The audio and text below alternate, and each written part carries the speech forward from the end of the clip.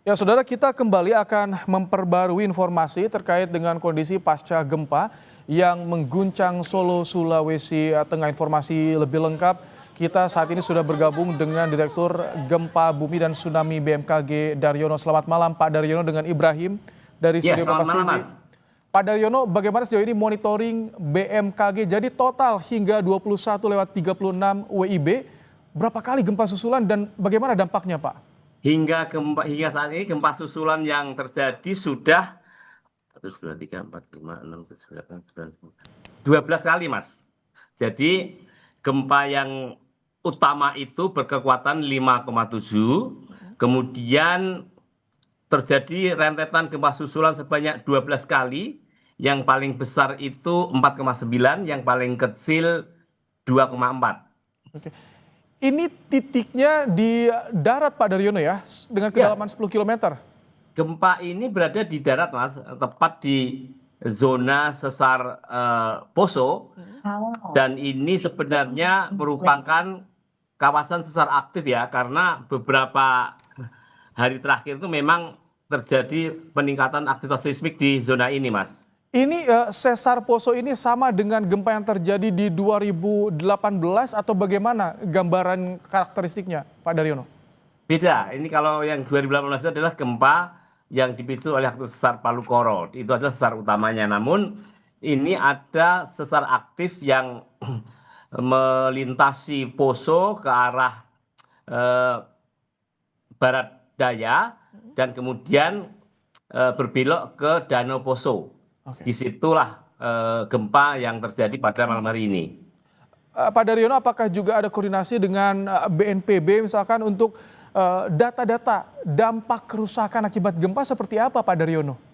Iya, kita sedang berkoordinasi dengan BNPB dan BPBD, tapi karena situasi malam dan di sana mati listrik, maka informasi tidak atau belum bisa terkumpul dengan baik saat ini. Namun demikian ada yang sempat mengirimkan adanya bangunan rumah tembok yang mengalami kerusakan ringan dan supermarket yang barang dagangannya berhamburan jatuh, gitu, Mas.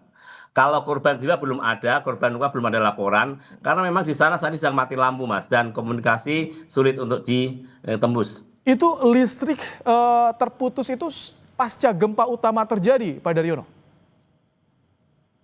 Karena memang mati lampu, Mas, sehingga tampaknya juga alat telekomunikasi tidak bisa bekerja dengan baik karena adanya mati lampu listrik itu, Mas. Oke, baik Pak Daryono, kami ingin mengetahui jadi bagaimana epicentrum gempa itu sebelah mana letaknya di persis di mana Pak Daryono?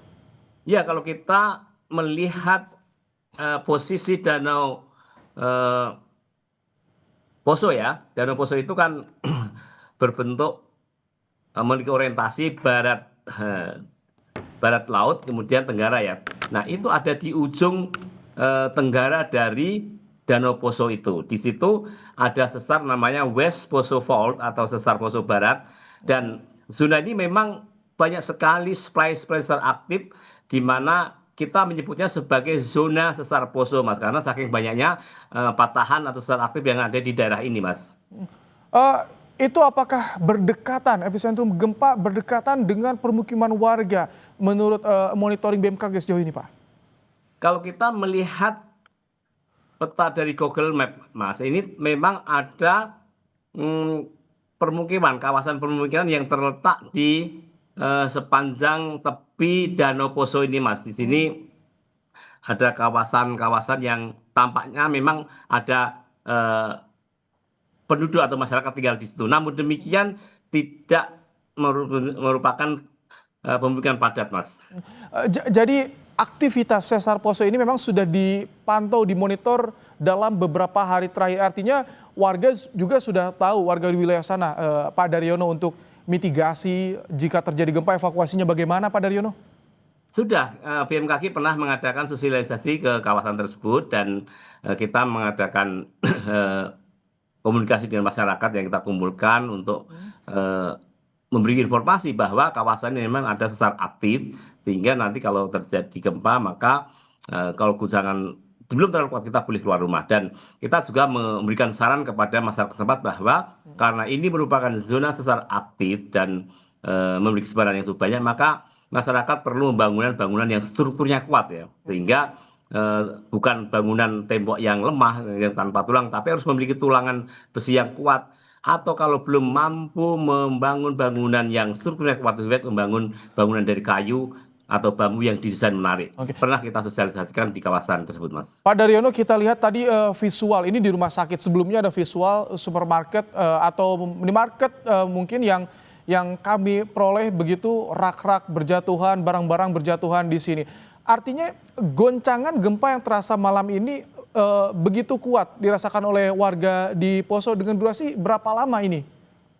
Ya, ini merupakan gambaran bahwa memang kawasan di situ mengalami percepatan getaran tanah yang cukup tinggi, dan memang terjadi tidak sampai setengah menit, tapi merupakan goncangan yang kuat karena memang dekat epicenter. Belum lagi kemunculan gelombang shear yang arahnya itu tegak lurus dengan arah lambatnya, itu menjadikan barang-barang dagang terlempar jatuh. Dan itu satu hal yang wajar bahwa kalau goncangan gelombang shear itu akan menimbulkan kerusakan, potensi kerusakan. Tapi kalau kekuatan tidak terlalu besar, cukup bisa untuk menjatuhkan barang-barang yang ada di rak dan di meja, Mas. Baik, tentu kita akan tunggu juga bagaimana perkembangan kondisi situasi wilayah Poso pasca diguncang gempa. Tapi terima kasih Direktur Gempa Bumi dan Tsunami BMKG, Pak Daryono, telah menyampaikan informasinya di program Kompas Malam hari ini, Pak Daryono. Terima kasih, Pak. Terima kasih, Mas.